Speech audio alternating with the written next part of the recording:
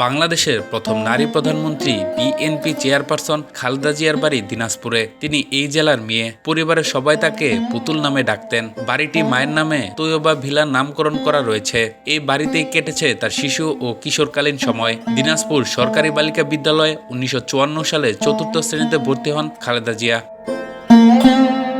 দিনাজপুর পৌর শহরের বালুবাড়ি এলাকায় অবস্থিত তৈয়বা ভিলায় গিয়ে দেখা যায় ভবনটি বর্তমান ন্যাশনাল ডায়াগনস্টিক সেন্টার হিসেবে ব্যবহৃত হচ্ছে। তবে দ্বিতীয় তলায় বেগম খালেদা জিয়া এবং তার বাবা মাকে যে কক্ষে বসবাস করতেন ওই কক্ষগুলো সংরক্ষিত হিসেবে তালাবদ্ধ রয়েছে। এসব কক্ষ রক্ষণাবেক্ষণ করার জন্য কারিনা বেওয়া নামে এক বৃদ্ধা আছেন। তিনি দীর্ঘদিন খালেদা জিয়ার বাবা মাকে দেখাশোনা করেছেন। বর্তমানে তিনি ওই কক্ষগুলো দেখাশোনা করছেন।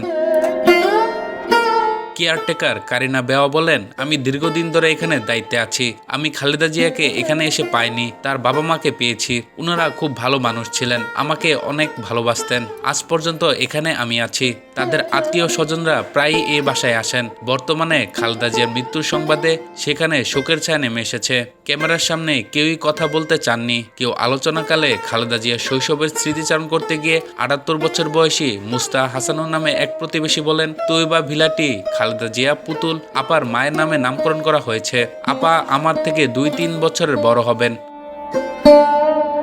পাশাপাশি বাড়ি আমাদের। আমি সবসময় তাদের বাড়িতে যাওয়া আসা করতাম। তার বাবা মা অনেক ভালোবাসতেন এবং পুতুল আপাও আমাকে খুব স্নেহ করতেন। আমি তার রুহের মাগফিরাত কামনা করছি।